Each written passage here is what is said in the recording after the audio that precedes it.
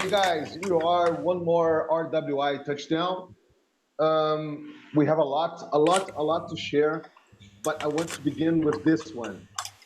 Here in Rio, we are in storm alert for the whole city. We are in storm alert for the whole city. There's a huge storm coming to Rio. It's not a hurricane, but it's a huge storm. And the mayor of the city said for its citizens to stay at home. This is quite a first. I said to Laudin earlier, this is quite a first for Rio de Janeiro. Okay, I'm going to say it again because I think that TV didn't heard this. Uh, we are literally in storm alert here in Rio, TV. Storm alert, right? And don't get out of home because there's a huge storm coming to Rio. So that's quite a new thing. This is quite a new thing for us here. Well, guys, that said, I personally have a lot to share. I think that TB has to because he made a very interesting event this last Wednesday in Sensorica Lab. We're going to hear about that. We're going to hear the conversations that Stefan had with Amanda that she shared with me that was really fantastic. The type of conversation that both you guys had. And I know that this conversation has a direct relationship with what you, Stefan, and Lauren uh, started to talk right about. So it's going to be interesting to map this out for our touchdown today. So that's pretty much it. If you guys want to hop in, let's go direct to the sharing, or prefer first to do a type of checking, saying, "Oh, how are you coming? How is the weather where you are now?" Something like that. Feel free. Okay, who wants to start? I don't know.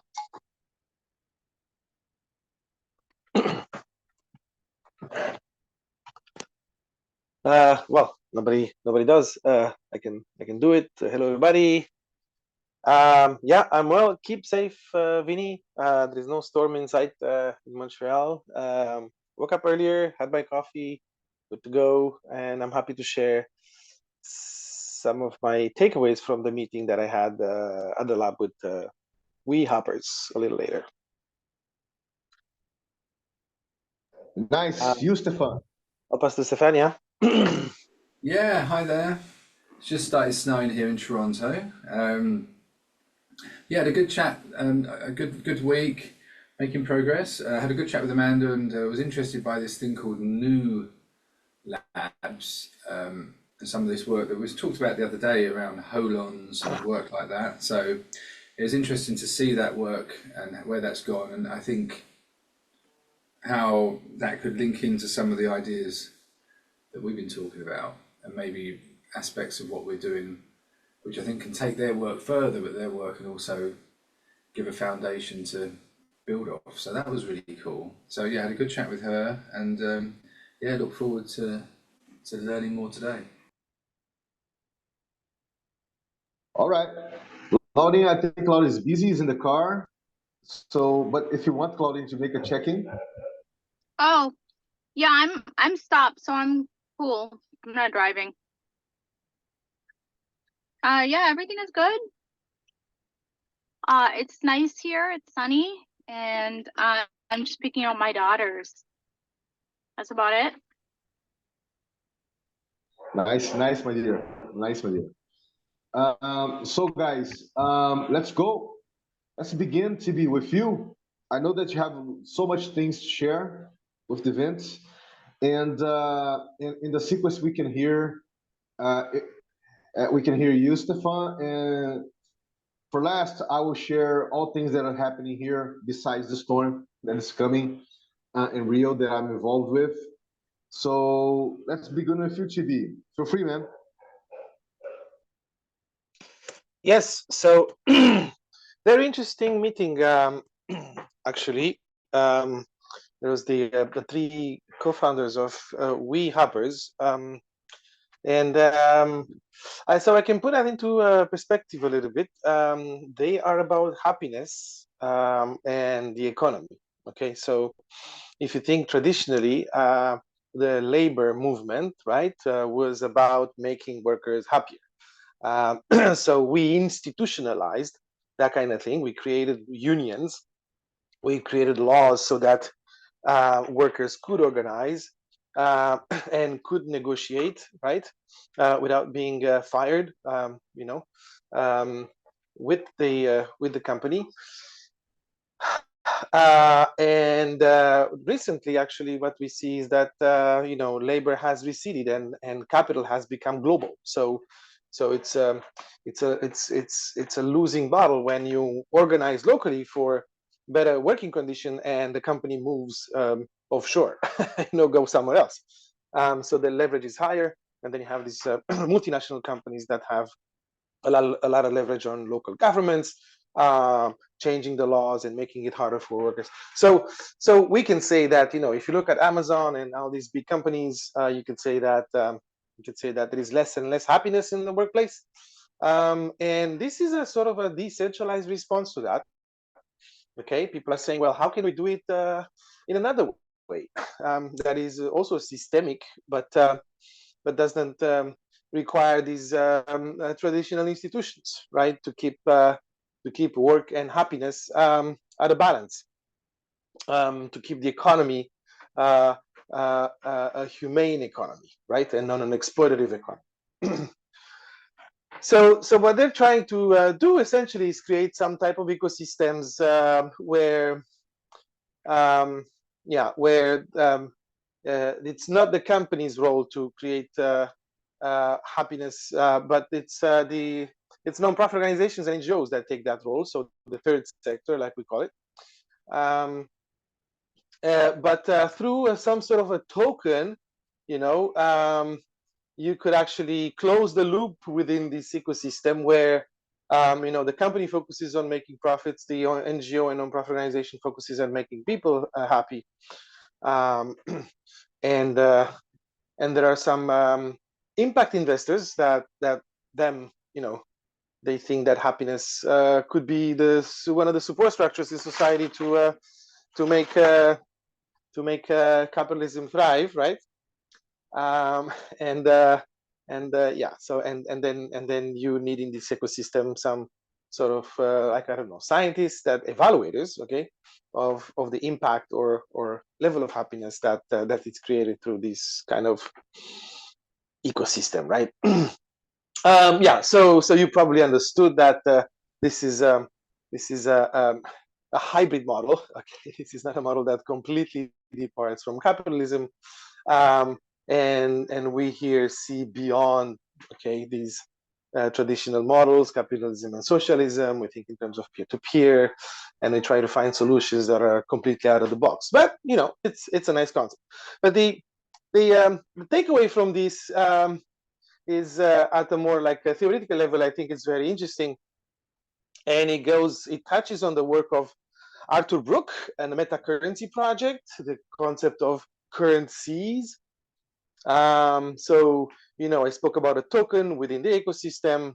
What I see here is the creation of some symbolic systems that affect directly the flow of intangibles in society. So we're not talking about products, services, tangible resources, material resources, or not even money, but intangibles. Okay, like things things that affect the well-being of individuals, how they feel, how they feel included, or the purpose that they follow, how they feel about themselves, their community, stuff like that. So you could have actually new symbolic systems that are put on, I don't know, platforms, peer-to-peer platforms that affect the flow of intangibles. And the idea here is to connect those symbolic systems to other symbolic systems that affect the flow of tangibles. So that's how you would connect, let's say, by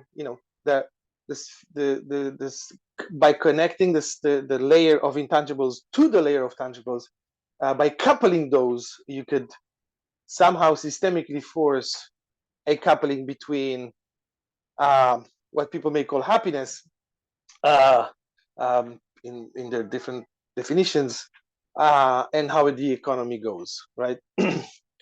So that's the takeaway: is that we could actually intervene within the economy through the creation of different type of currencies, some of them being monetary that affect more the flow of tangible goods in society, some of them being of a non-monetary nature that affect the flow of intangibles in society. And since since blockchain can deal with both at the same time, or other peer-to-peer thing, holochain or whatever can deal with both at the same time, it can do a strong coupling and and essentially couple economic processes to social processes in a way that we could maximize both. Yeah. So yeah, that's it. I'm finished. No. Very interesting. No, not finished, man. I just want to, I just make a quick in and out.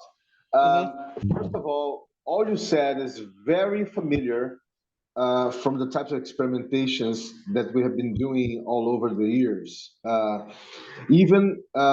I think that what the type of experimentation that we're doing here from Brazil in a global way is there is even more, let's say, more radical coming from roots. It's more, it's not, it's not, it's more relational, more peer-to-peer, complex driven relational, and not so transactional, right?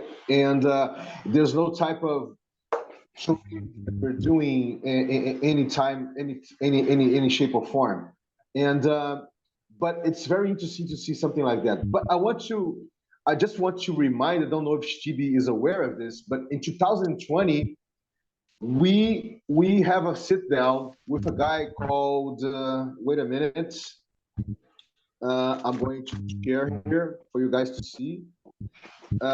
Through each class, we have we made a sit down with Steph Kuipers from Happonomy. Have you guys heard about Happonomy? No.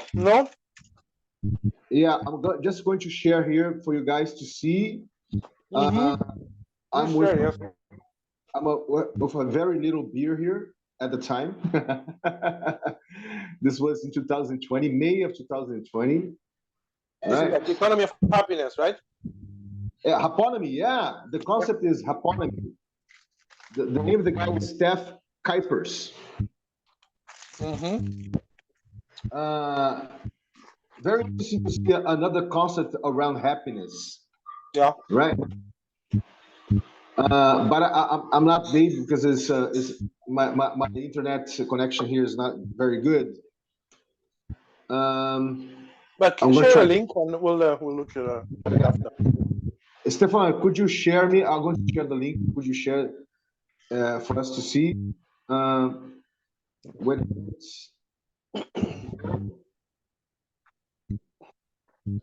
But don't get me wrong. This is not transactional. What I spoke about is not transactional. The economic layer is very transactional. But the when it comes to currency, like Arthur Brooks' idea of symbolic systems to influence the flows, it's not at all transactional. It's like a passport for him is a currency. Okay, and it's not transactional. I mean, you don't give it to somebody else; it's yours. But it's a symbol. Okay, that and it's a symbolic system throughout society that organizes flows of people into services offered by a government. And so, like citizenship. Yeah. So the idea is to create these kind of symbolic systems on some type of support. It could be paper, could be databases, could be peer-to-peer infrastructures that signal and structure behavior of people. And the flows of intangibles. So intangibles is like how values flow through society, how reputation flows to society, how recognition flows to society, and who knows, maybe a basket of those could represent happiness for some people in some contexts. They could say, okay, we are happy if these conditions are met. And you can say social engineering. Okay, you can say it's social engineering coupled with economic engineering. That's what it is. It's the way you do tokenomics. Okay, the way you use currencies, tokens, to do tokenomics. You use tokens to influence economic behavior. You can use some different type of tokens to influence social behavior. And then because you're talking tokens and tokens on the same platform, you can couple those. That's the thing. You see what I'm saying? So you have two layers, okay? So you're doing social engineering at one layer and economic tokenomics, token engineering, okay, on another layer. But the peer-to-peer Web3 infrastructure allows you to couple those. Okay, you couple them together. They're not independent symbolic systems. Okay, they're coupled together, and then you do socio-economic engineering. That's the point. Okay, so then you play God with society, and there is a slippery slope, and blah blah blah and blah blah blah. But what's interesting is the concept, right? You know, yeah, because you can be the devil, you can be the good guy. I think I got it because the way that you put it, looking through the lenses of Arthur Brock, the currencies, a passport is an NFT, right? Yeah. You can understand that way. So this is interesting. It's a very interesting way to look things. Yeah, well, it's what we're going, and there's a bunch of reactions because also you can say that you could be a good guy and put in place a system like that goes in the ditch without, or you can be an evil guy and through society in the ditch voluntarily. So, but this is where we are, and our responsibility now becomes even higher than before, right? When we talk about self-governance, people governing their own societies. Well, these are the kind of tools that we have now at our disposal, and I guess we need to learn how to play with them in a way that everybody comes on top, because Dr. Evil is definitely playing with them. Stefan, thanks for that, DB. Stefan, did you pick up the link in the chat in order to share?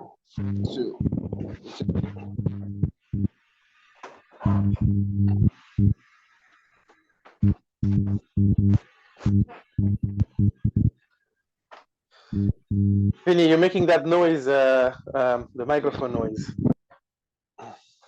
Yeah, so that's it for me, guys. Thank you for. If you have some other input, we can talk. But I hope I was able to translate these ideas, make it clear for you. Yeah. So this is Steph Kuipers, the bald guy. It looks like a little bit like Bowings. Okay. Yeah. And we made this sync now almost 4 years ago, in 2020, in the beginning of the pandemic, basically, of the COVID-19, right? And it was a very interesting thing because it's different from what you just shared, TB, but has some proximity. So, and there's he created a whole concept, not him and various other folks coming from other places, of hyponymy. And if you go, Stefan, a little bit further, there's some infographics that he shared. Where is he from? I forget. We shared a little bit about Itu Glass, of course, with him. But go on. Is he one of the co-founders of OpenFlow? Is he from Belgium? We shared about E2C token with him, but that E2C token is this empathically driven people weave currency. Yeah. So go on, Stefan, please. Stefan, it's not there. Yeah, go a little bit further.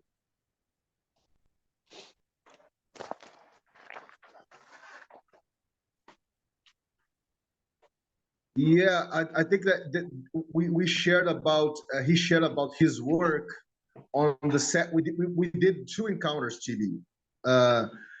This was the first one. Stefan, I'm going to share you another link of the second encounter, of the second touchdown that we made with him. I think that his material is in the second. What's his name again? I'll put it in the Steph chat. Kuipers. Steph, S-T-E-F Kuipers. Kuipers.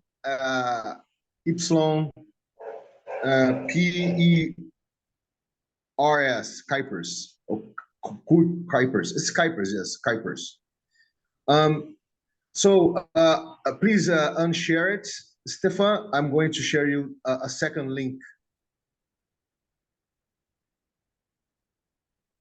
Wait a minute.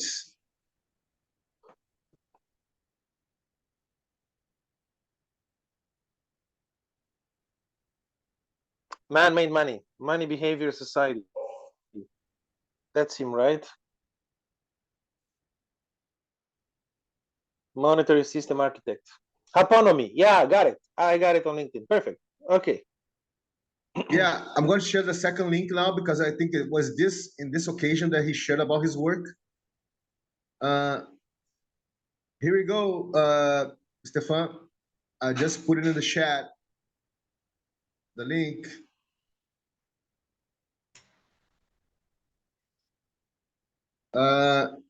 So we can actually see some infographics that he shared with us.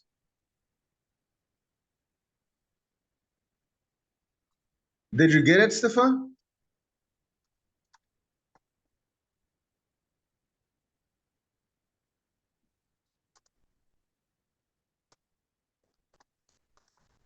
But do you have some material, TB, that you can share further or now for the chat with us related to this? Oh, here we go. Yeah, try to find it out. Oh, Una was there too. Yeah, yeah. Rewind a little bit, please, Stefan. Rewind, yes. Because happy is the new rich. That's a very good phrase, right? Happy is the new rich.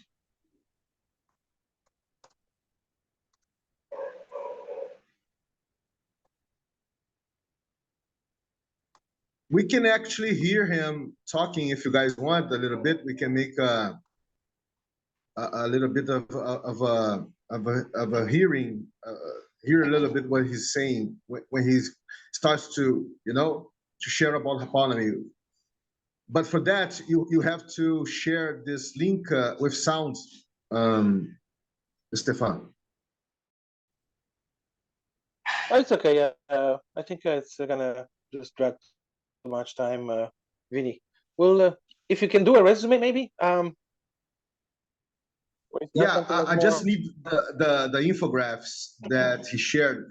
Could you, Stefan, go a little bit further in the, because I'm only seeing Haponomy and my friend here, in my front here.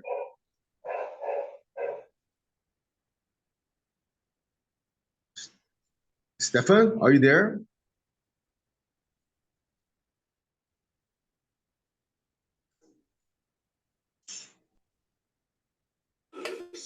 Okay, I'm just trying to find out where I am. Hold on, I've got a little bit of a technical thing going on here because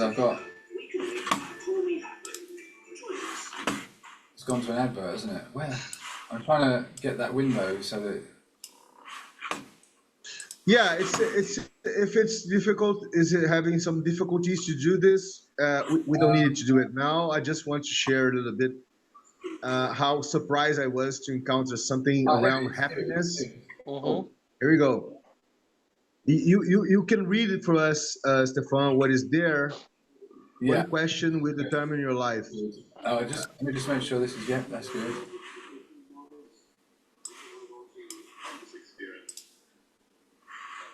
Oh, there's a video. Yeah.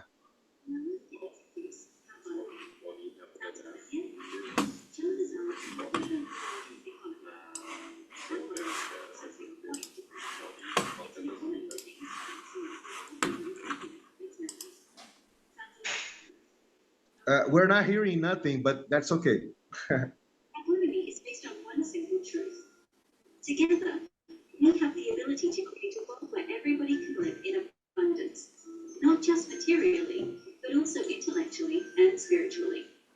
To fully understand what well-being represents across the globe, we dove headfirst into tons and tons of research, the field of psychology and neurobiology.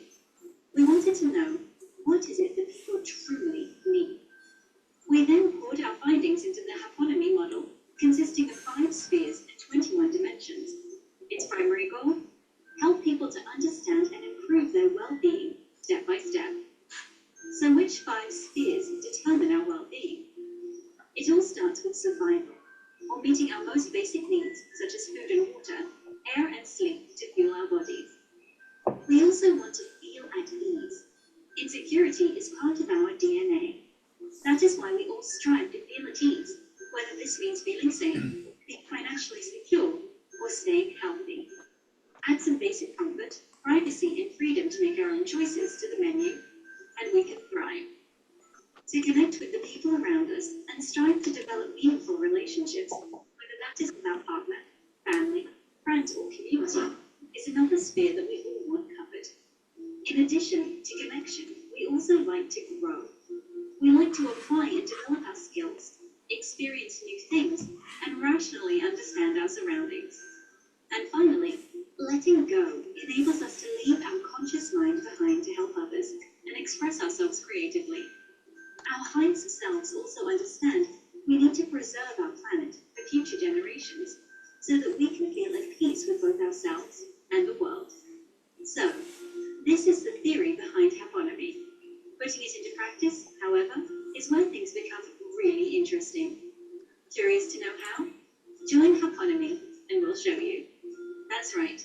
You too can create abundance.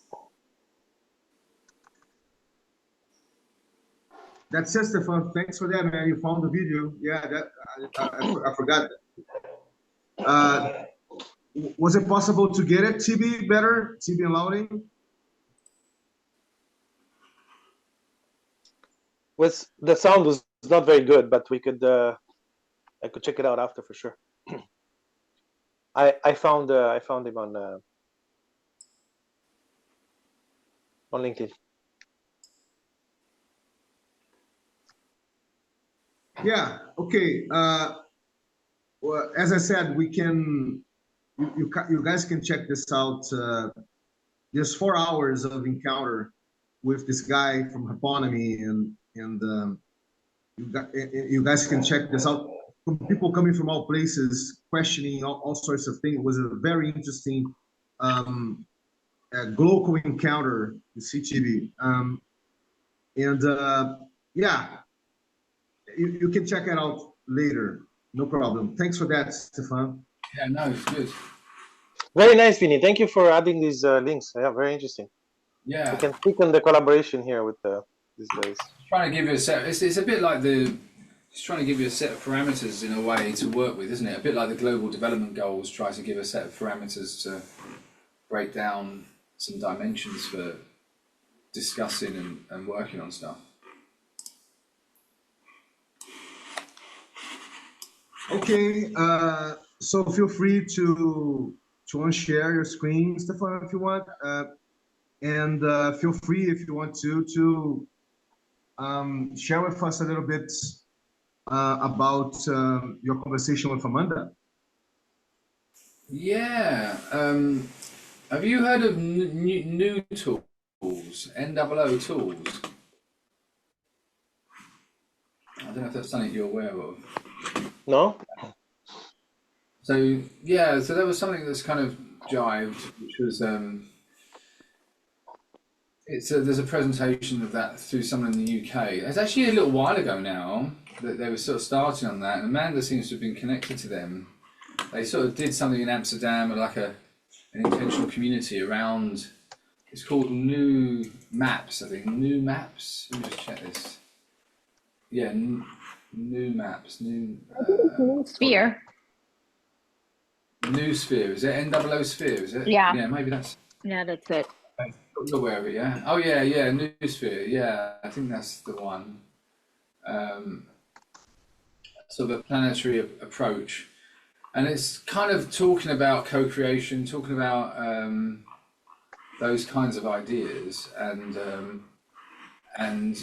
Amanda was sort of sharing that, and I, as one of the links that she shared with me, and I thought that was quite. Well, you still. So what was interesting is she was sharing a little bit about the holons and the work that, you know, we were sort of we haven't had a chance to follow up exactly on all of that, but and I was sharing some of the ideas around the infusion space, ways of different ways of taking attention, and so you know, it's actually called New Map. New Map. Let me just see. Targets these three areas. It's a holistic. Let me just see if I can share my screen on this.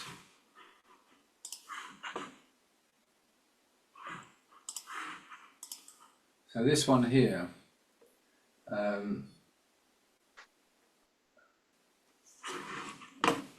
Solution to the extent that it works on these three levels. It's also a noospheric technology. So it can help us think synergistically. It can help us have a new perception by augmenting our perception, and it facilitates co-creation and collaboration. So that's where it's a collaboration tool. So it's going to augment perception, and it's going to facilitate collaboration. It's those two things, helping us see. I'm passionate about nature, and part of my passion about nature is cats, and it is an intention, meow.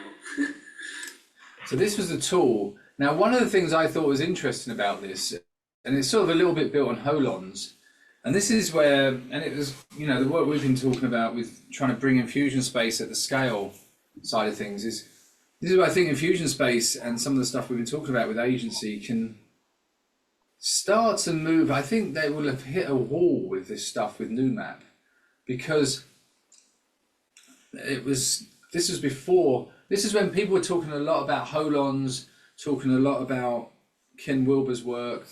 Do you know about holons? I guess Yeah, you know this about is, holons. this is 2016, man. 2016, if I yeah. Yeah, exactly. And you got this kind of idea of holons. But the thing is, you see, from when when I'm looking at this, I'm thinking we start to look at the holons, what's in the holons, how they're arranged, and we can carry on for hours on that. And we can, but the question that's not asked is, where are we as the observer? We are still looking at this from outside. We're looking, it's a map, right? It's not trying not to be a map. But what we're realizing is the map, it has a limit, because it's ultimately where we are in all of this is kind of, you know, having to position ourselves outside and making these circles which are kind of integrated and therefore ontologically very similar. What if we have agency? What if you're inside one of these regimes of attention, intention, a bit like when Tiberius was inside that field of strategic action in the infusion space, you know, and you're in there and you're trying to orientate where you are in it, inside out. And I think this is the bit that I think they're missing a bit here, in the sense that they start to create this artifact, and then they start drilling in, which is basically coming down from a high altitude, down and down and down, which is great. But the problem you're always going to hit is, and it seems to be when they're doing that, they're trying to do that in this idea of co-creation, and bring it into institutions. And I get it. I think this is great, like co-creation beyond competition and collaboration. The thing is, what you're doing is, this is what I've been really trying to think about, and I think is, where are you coming from? What's the journey? All right. So it's a bit like we're in outer space and we're coming in, and we're going to try and add in co-creation, right? But there's the other thing is, what if we start in co-creation? When you're in co-creation, all of the stuff that is actually the nuts and bolts of what we take as for granted when we come in from the macro high altitude view, i.e. this overviews of the systems and the macroeconomics and the world and the globe, none of that's available. right? You're in it, you're in co-creation. Your awareness is yourself, the interactions, the other people, and the space you're in. And then even if you have a bit of an idea of that space, well, what's that space in that building? And what's that building in that street or that valley or that hill? Or at the very most, that watershed or something like that. It's a very, you're starting to, that's the sort of granularity you're coming at from a co-creation world, right? So they've sort of reached this idea that, wow, we need co-creation. This is this wonderful thing called co-creation, which it is. And I think it's great to try and bring this into this macro perspective, this altitude, high altitude perspective, which is what they use in systemic design and all of that. And I've ended up getting connected to that because I got connected to OCAD. That's how I ended up meeting Tim, actually. But for the most part, I'm sort of coming from this kind of trying to do stuff at this sort of hyper-local level, where co-creation is kind of almost like without that, nothing happens kind of thing. Certainly not from bottom up. But the trouble is, at that scale, you don't have access. You're very much limited. You're in a poverty of opportunities for any of these more macro processes, right? The sort of stuff, this is where maker spaces and these sorts of things become really powerful because there's a poverty of resources there. Yeah, there's a surplus of co-creation potential in many ways, right? So anyway, how that might play out, I don't know. But that was so I found that interesting, and I universal co-create. I don't think you see. This is the thing. You hit this word universal. This is where things start to fall down. Is universal is what you have to go to when you're at high altitude, because otherwise you can't cope with the complexity, right? So what you do is you don't even know you do it. People don't know they do it, but they put in this idea of universality. But I would call it plurality of co-creation.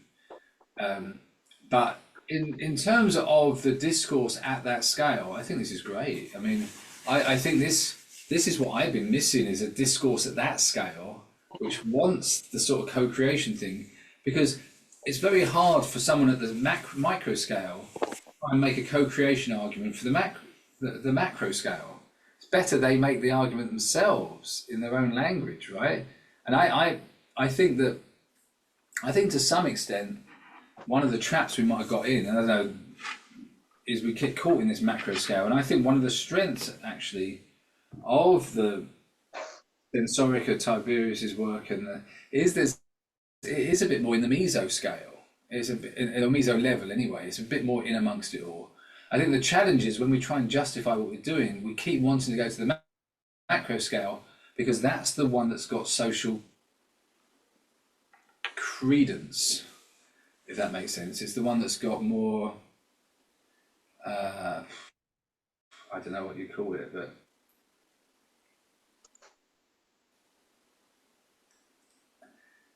we're trying to work out where to, I don't know what we'd say it is, but it's the dominant kind of paradigm, right? Just like we talked about how when you get involved with interdisciplinary groups, you find that one group tends to be the one that's the dominant paradigm, be it the developer, if you're in a development group where you're trying to make product, or the researcher, if everything's about research and there's not much actually happening. It's really hard. So I like this idea of co-creation. I think I just don't think the new map is the only way to go there. And I think there's a good question at the end which asks something like that. Someone actually asks him, this is a good question here. Yeah, this one's good, yeah. Well, what can you do with it that you can't do with MediaWiki? It's like the difference between a plane and a horse and cart. It's like, it really is hard to get what this is until you use it and experience it, and it changes the way we relate to information and the way we think about things. But beyond that, it's about facilitating synergy and collaboration and co-creation. So it isn't just about making information visible. It's then we're going to do something with that afterwards. But generally, like a mind map. It's like a collaborative mind map, and all of the current websites and forms of media are very linear and box-like, and they're isolated from other things. That it's not a network of information, and it's not conducive to collaboration. So it's really like it's a complete paradigm shift, and this is the beginning. This is like a seed crystal of a new internet. It's one component in a new emerging internet, and it is going to take everyone by surprise. Yeah, and yep, the internet provider. So I mean, that was a $60 million question. Like, what's the difference between this? I mean, at that time, 2016, I suppose you didn't have Kumu in the same way you do now, and you know, so we have seen this develop. So I mean, it is, and it's growing, and it's a very useful tool. I suppose the question is it is being used, but what is it that you can't do with that? I'm not saying it's not useful. And there is a question, what does it do that MediaWiki doesn't do? I mean, is it another version of doing something that MediaWiki does? I'm not in a position to answer that, because I don't know enough about all that world. But the argument I've got is literally, before you start with anything about what it is, when you're somewhere trying to keep drilling down into circles, you're always somewhere drilling down into circles, right? And so the question is, and this is some of the stuff I think that's interesting about what we're trying to do, is where is it that you need to have people just in agency interacting, which I think is what happens actually with the more interesting stuff to do with contracts and some of the stuff Sensorica's doing and IOPA. And then where can we even take people and transport them? And actually, Amanda really liked this idea of transportation, which comes out of applied drama. Mm-hmm. How can you transport them into something like an immersive environment for some other way of knowing, some sort of beyond represented, something you just can't map. You just can't map it. You can capture it for that person to be able to get some notes, but they go there, they get some other insights into something, and then you come back to it. But bringing it back to this, what I would call a more meso level, which is basically the inside it, rather than the high altitude level, which is either 50,000, 10,000, 500 feet, whatever it is, it's all, you know, you're just drilling in from outside, right? And because the thing you can't do when you're drilling from outside is you can't really capture the lived experience, because that's not what you experience. You don't. I'm sitting here looking at the screen, sitting on a chair. I don't see myself from 100 feet above my head. You know, that's not how I experience myself. My eyes are wherever my eyes are looking, my ears are where they are, and well, my arse is sitting on a chair. So I don't know. You know, that was a couple of the things that I really liked, and I was like, wow, thanks, Amanda, that was really cool. And I started jiving with some of the stuff, like I'm a bit like they're doing now. And she thought, yeah, there's a lot in there, and I think there's a lot of richness.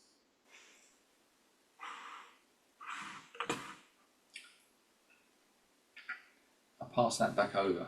The Holonic mapping, it uses a fractally nested data structure known as holons. Originally was designed as a tool for change, aiming to facilitate the realization. Yeah, that's very, very interesting. I actually, once I have I think I had a little conversation with Chris, really like way back, like at least 10 years ago, or 10 to 9 years ago. And because the exploration that he was doing was very, very close, not the same thing, but was very close with the value proposal of V2 Glass, right? The Global Experimental Station for when it comes to co-creation, right? And using holons as a reference. We actually use holons for Taudal. TB knows that. We use the concept of holons for Taudal. But yeah, thanks for that, Stefan. That was great, man. Thanks for summarizing the conversation and the talk about Newsphere, right? Very good. Do you have any questions or something that you want to aggregate, TB, in the sense, or Laurie?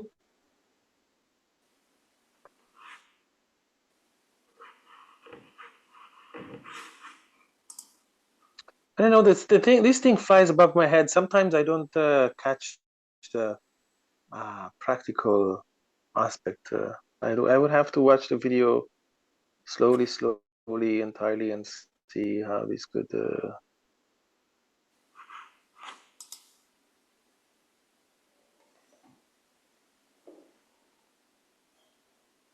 Yeah, I have the video here. I'll take a look at it.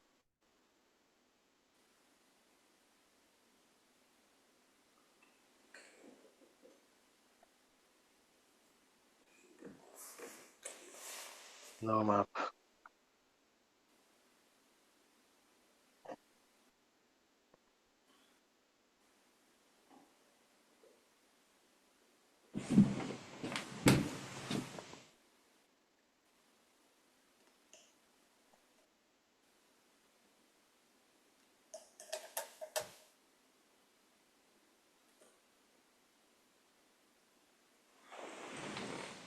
Oh, we can see you through a little hole. Yeah, I'm just playing with this. What is that?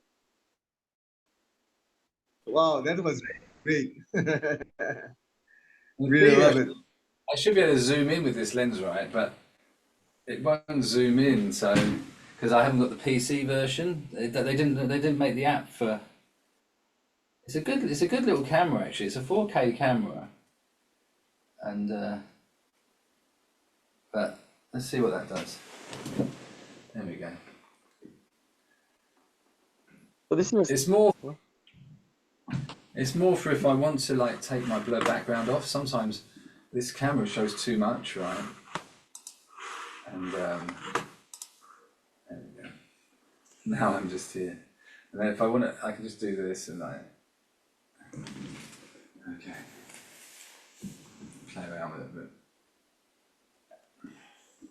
It's still a little bit, it's not quite right. I need to get it in the middle.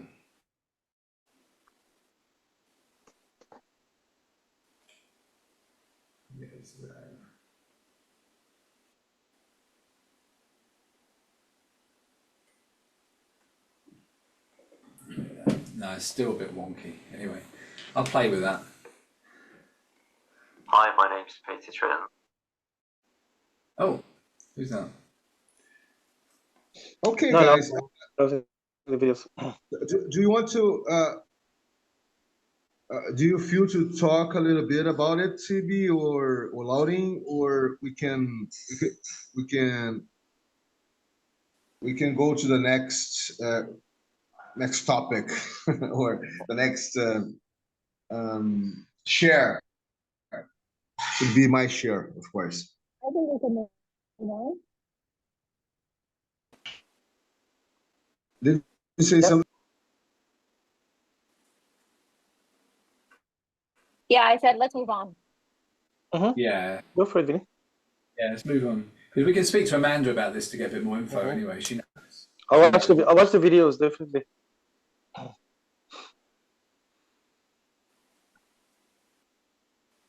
Okay.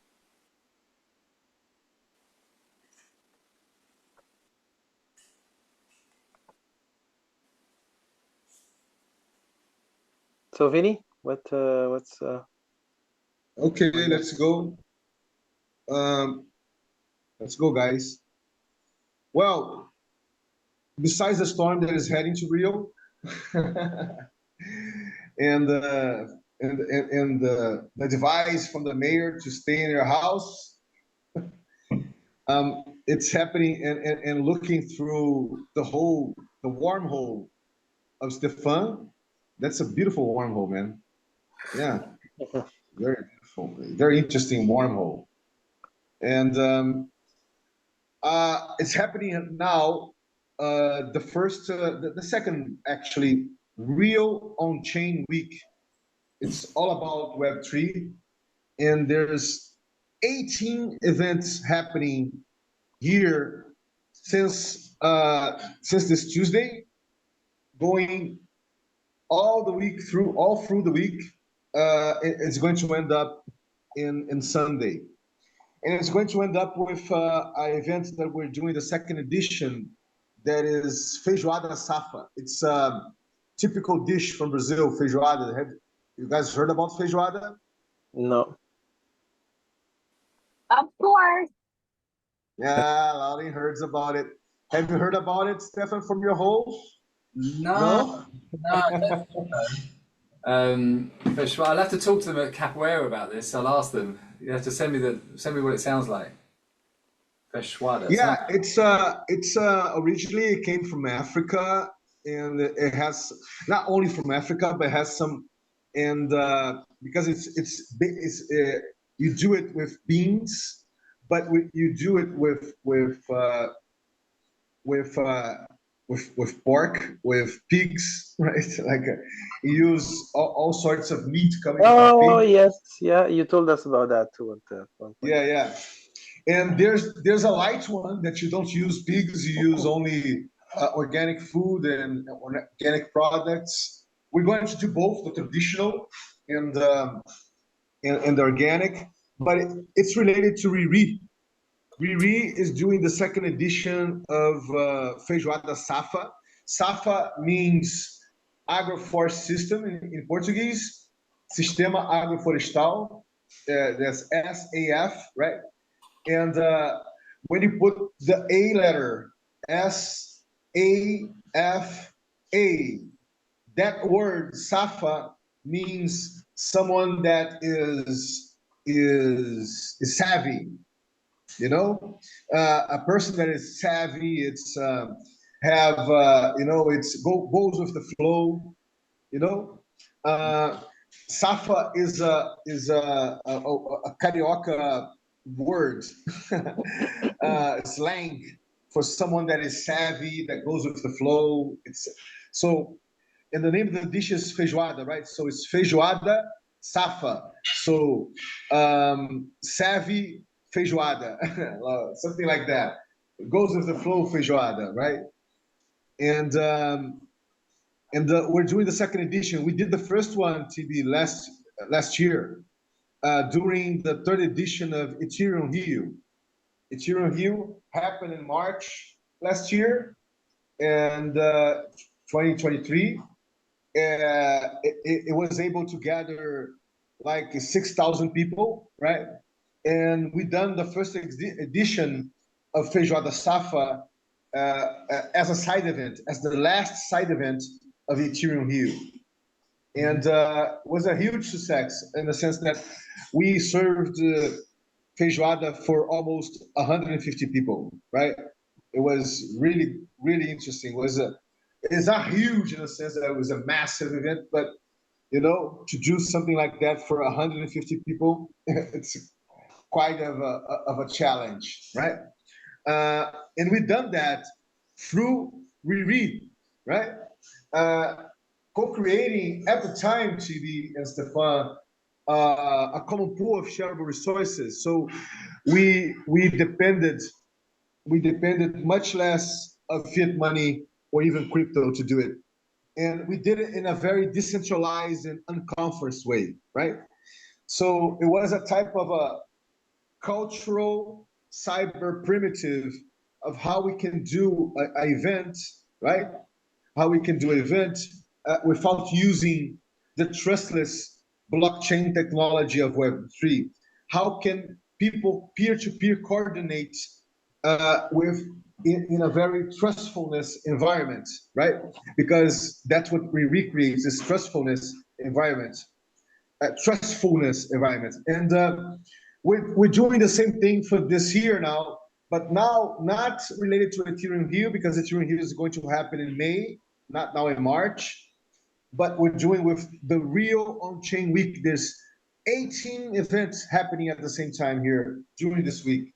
And I'm going to share with you guys, just so you guys see a little bit the type of events that are occurring here, right? Wait a minute. Did I share? Are you guys seeing? No. Yeah, it must be the storm because internet connection is a little bit faulty.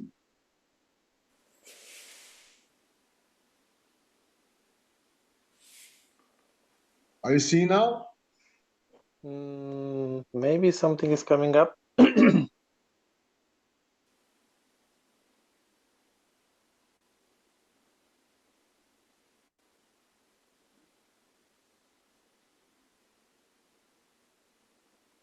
Rio on-chain week, yes. Yes. So it started 19, this Tuesday 19. It goes now 24, this Sunday 24 now. Yeah. And Feijoada Safra is going to be the last event of the Rio On-Chain Week. It's going to be the celebrative event, right?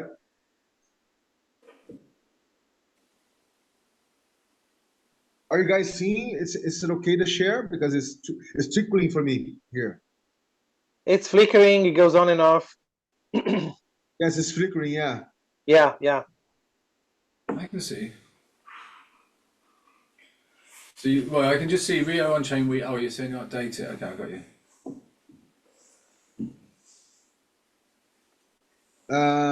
Okay, let's see if it accommodates now. Okay, it accommodates. So here you go, Chibi. Here you have the event calendar, right? I'm gonna click here. Yeah. So today is happening, is going to start now in just an hour. The If Samba, you know Samba, right? This Yeah. yeah, Samba is a typical Brazilian music. If from Ether, Ethereum, If Samba Hackathon.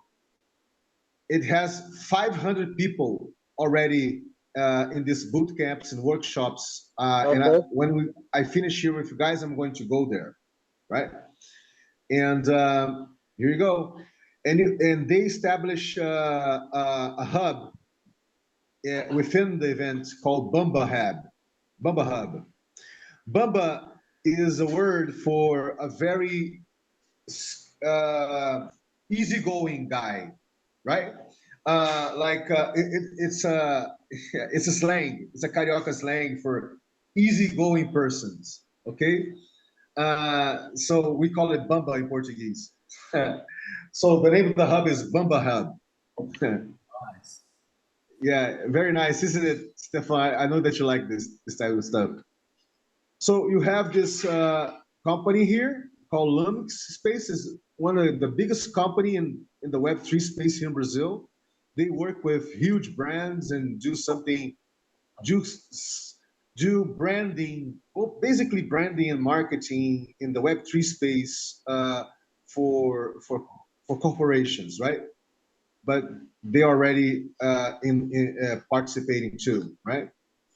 In the first day, we had open decentralized science event, right? With the powers that be here in Rio, from the city hall, coming from even from the central federal government, coming from people coming from universities, the main universities in Brazil, discussing what could be decentralized science Oh, that's and interesting. Web3 space Yeah. here in Brazil, right? Yeah, I wasn't there, but some people related to Riri, that people that are co-creating Riri was there, and they make a report. I recorded a Portuguese Brazilian report of how was their participation in this.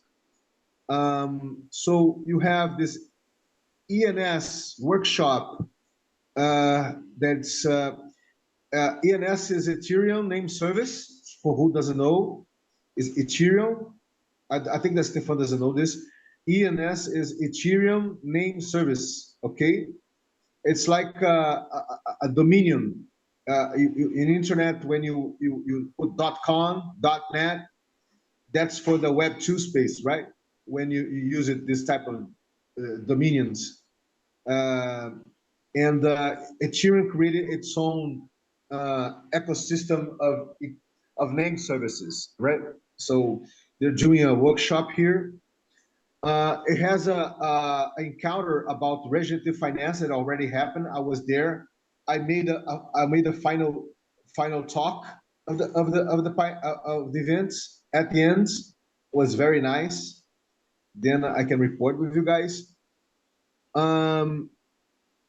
Yeah, and here you have scroll up. Scroll is a new layer 2 on Ethereum related to the technology of zero knowledge. ZK, zero knowledge, right? To make roll-ups between layer 1s and the layer 2 of Ethereum. And I had a very good talk TB yesterday with the guys that are working here, and ask him if they're going to work with public goods too, like Optimism is doing, right? Optimism is the works with a different type of technology that Scroll uses. Scroll uses ZK, right? And Optimism doesn't use ZK, so doesn't use zero knowledge. And they were very interested, and they were very interested about RWI too, right? So yesterday happened the Near Day. Near is a layer 2 here in Rio, and you have a builders do Rio from people coming from the Graph, from Arbitrum and Chainlink that relates to Oracle. Yeah, that is working. It was yesterday too. Happened yesterday, and at the end of the day, it happened a whole scene with the tech people coming from corporations in Rio, like Petrobras, like Natura, you know, these big companies that has devs working on it. And I was there doing a panel too, talking with these guys, this corporation, these tech guys from these corporations, right? And so you have run with Blockful. Blockful is a layer 1. So yeah, Confraria Web3 is a community of all sorts of micro communities coming from Web3 here in Brazil. Solana is making her first build station here in Brazil in this Rio on-chain week, right? You have today is going to happen today actually. Web2 crypto innovation encounter on the north side of Rio, in a favela called Engenhão. There's some people coming from the Bitcoin space doing an Ordinals Day today too. Ordinals from the Bitcoin space. There's a whole DAO here related to women's entrepreneurship in Web3 called Her DAO. They are doing tomorrow a meetup, right? There's Tacos with Nerif, that is a very well-known event in East Denver. He's doing for the first time tacos here in Rio with Nerif in If Samba. And tomorrow we're going to have a Regains Unite meetup tomorrow, Saturday. And the Sunday is the last event from RWI, Feijoada Safa, that's going to finish the Rio On-Chain Week events. So guys, as you see, loads of things happening here. And when it comes to Web3, and RWI is totally intrinsically involved with some of these events here. So that's it. That's my share.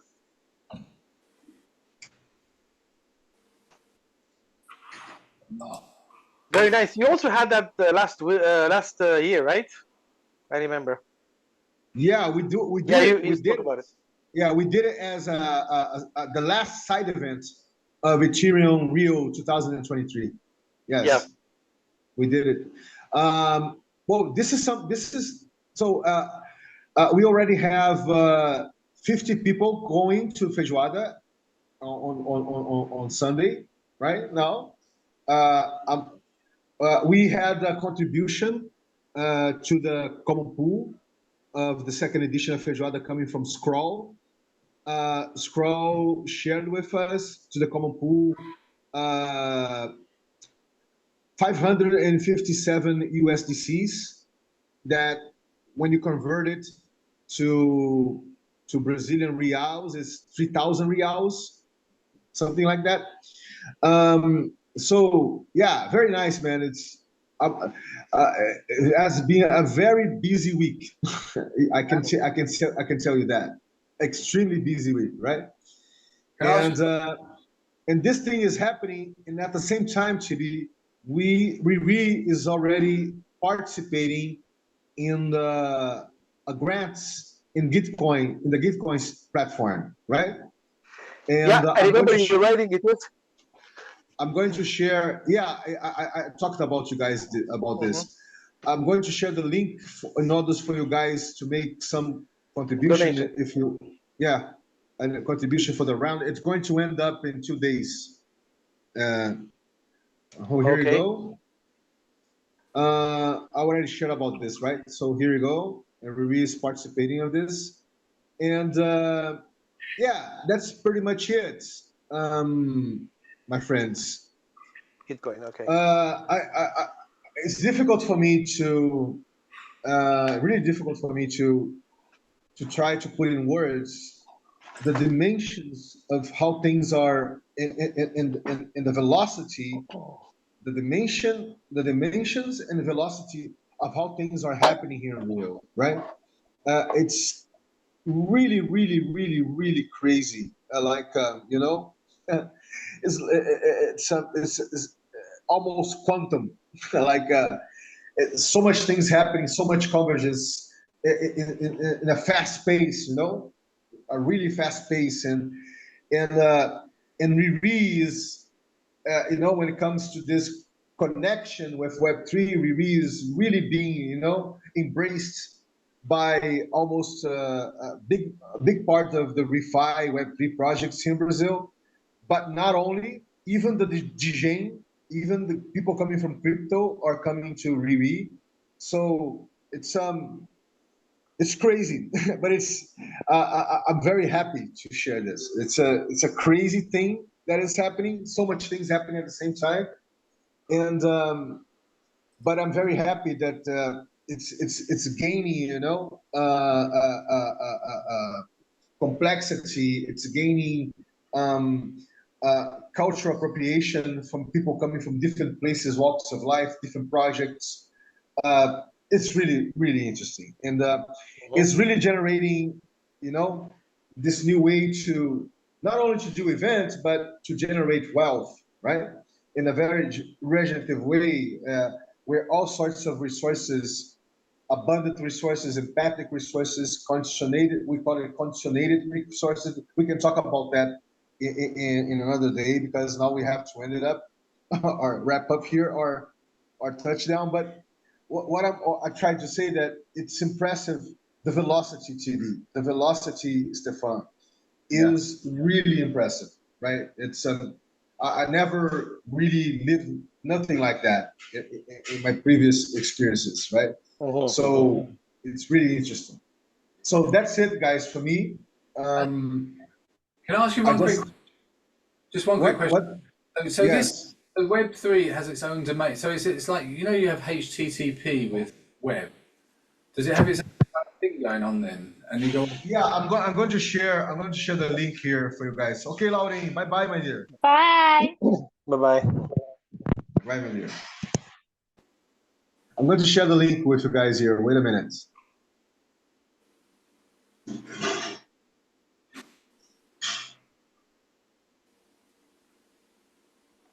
I forgot to share, but to share TV. I can do a quick share if you guys still have 3 minutes. Yep. We map out in a spreadsheet, right? The common pool of shareable resources of the second edition of Feijoada Safa. And it's impressive the quantity of things, of resources that I shared here. I just want to browse through it just for you guys to have a sense. So here you go.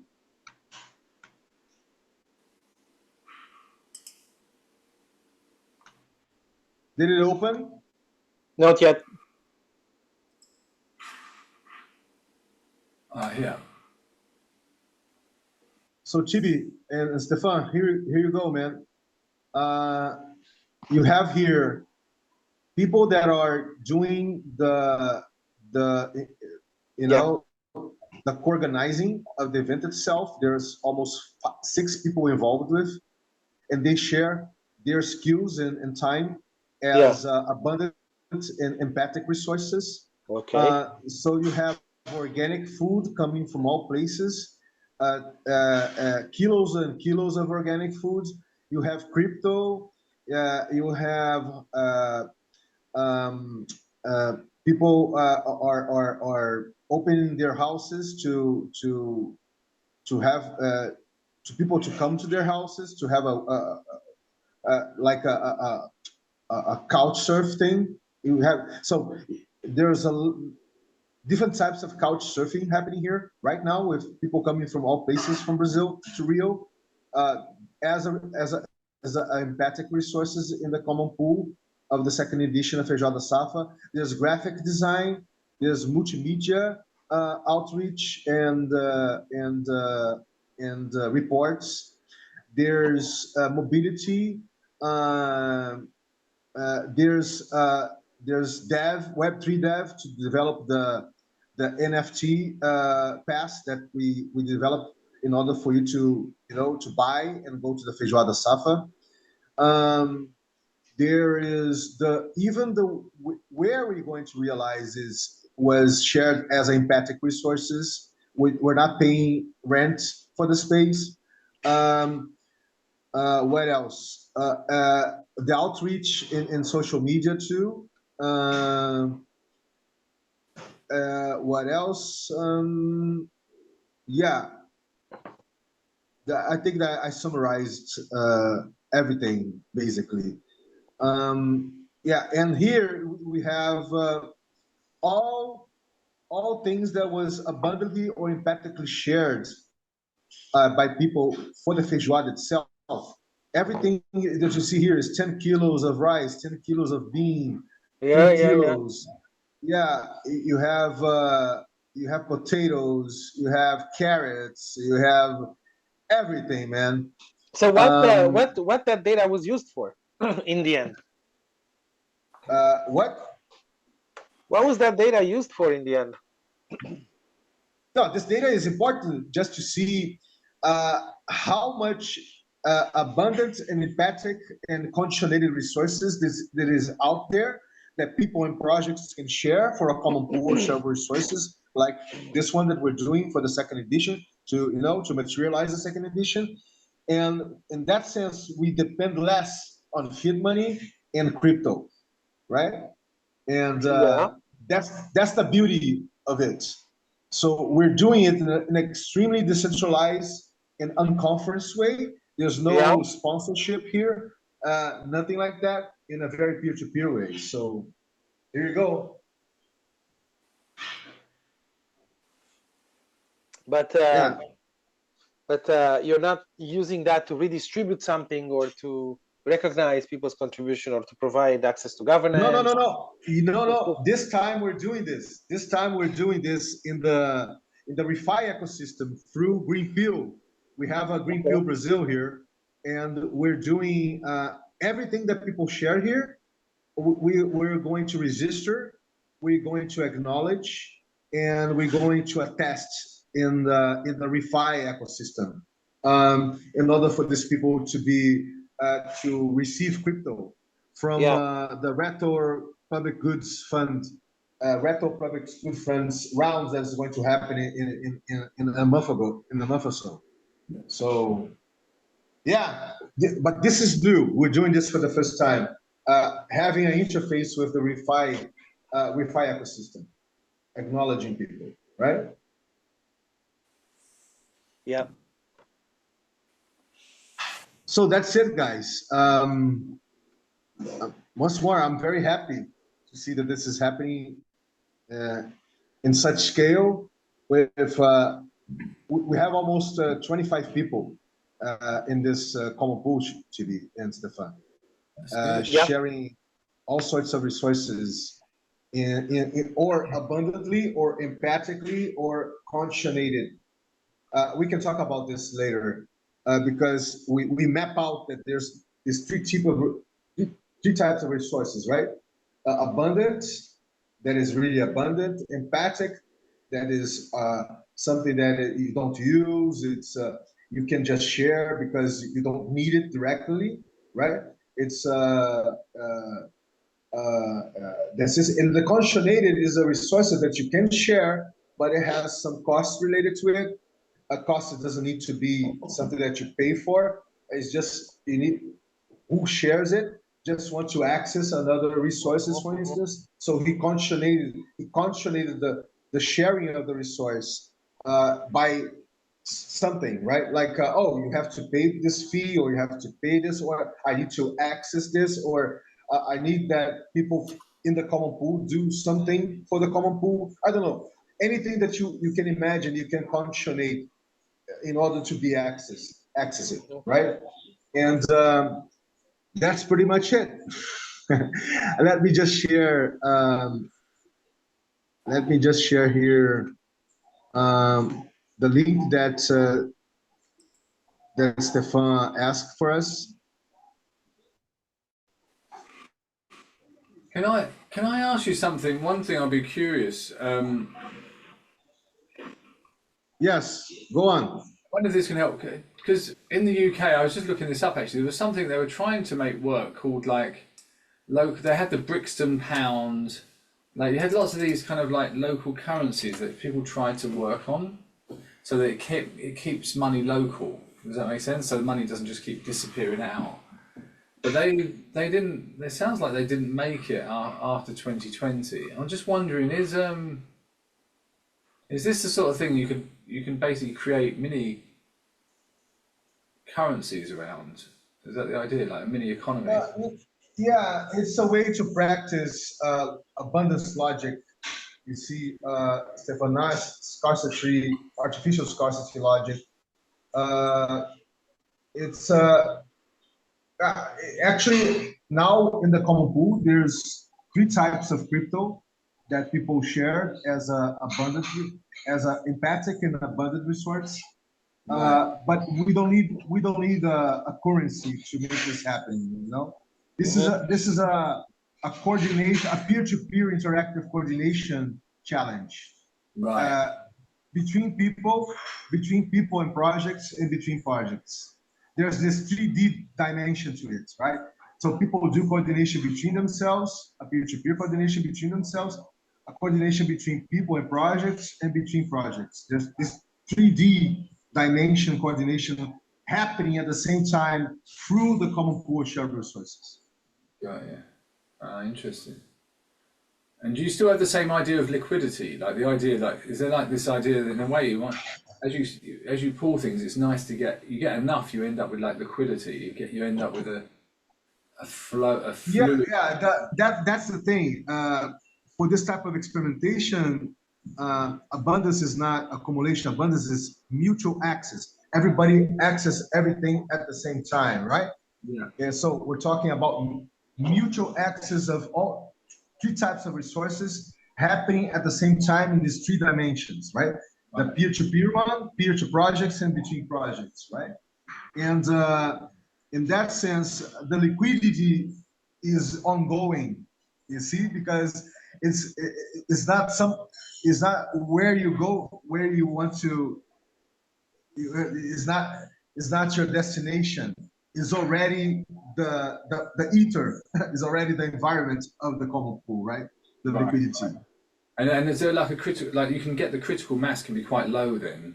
So like you could have, because obviously there's a certain number of interactions you need, or it helps if you have a certain number of interactions because then you've got more fluidity. Yeah, but you can in this scale that we're doing with 20 people, 15 people, 30 people, we don't need technology to do that. But if we're to do a common pool with 100 people, 200, 300,000, we're going to need some AI to do some pairing, some matches between all sorts of resources that can, you know, be in the common pool.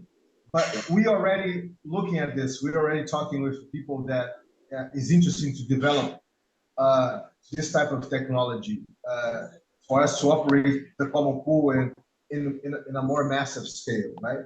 In different scales. But it's beautiful to see the peer-to-peer interaction, the coordination between people and projects, and between projects. It's really interesting. So guys, that's what we call complexity doing, right? One of the paradigms that co-substantiates RWI as a cultural Web3 regenerative protocol, right? Yeah. No, this is fantastic. Okay, no, thanks for sharing. I'm learning a lot here today, so this is good. Yeah, and this all came out of our conversations here in RWI, you know, Stefan? Yeah. Our conversations. Good. Well, actually, one thing I just posted in the chat here. Just it's a bit of a shame. There's a thing in London called the Brixton Pound. Yes. No, never heard. Things Never like that. heard it. They literally printed their own currency that you could use in the town. But it sounded like that didn't work fully. It worked for a while, but it didn't. So it might be interesting where that's going now. It'd be interesting to see if there's a new iteration of that, or why it didn't work beyond a certain point. Yeah, What you're talking about, Mike. because this type of dynamics, our ambitions as a RWI, the ambition of RWI as a cultural Web3 regenerative protocol, Stefan, is to blueprint this in the Web3 space, right? Blueprint it in the Web3 space. This doesn't exist in the Web3 space. But not only we want to blueprint this for little cities. You see, having hundreds of people, thousands of people doing this type of common pool of shared resources in order to develop things for the city itself, or create new materials, or create new technologies, and something like that. This is one of the goals this year for RWI. Actually go to the little cities, the very little cities, hundreds of thousands of people, and do this type of dynamics with them, right? And having already an interface with Web3 running, operating at the same time. Interesting. This is good. Oh, perfect. This is very interesting. Well, guys, we've got lots to chew on, so let's enjoy our weekends, and we will speak soon. Okay. All right. Okay. Bye bye. You're gonna publish this video. You're gonna publish this video, Vinny. I'm gonna crop the. Yes. There's two to publish. I didn't have time to put the other, but I'm going to publish two of them. Bye bye, guys. Ciao, ciao. Okay. Bye. Have a nice event. Happy event. Ciao. Okay.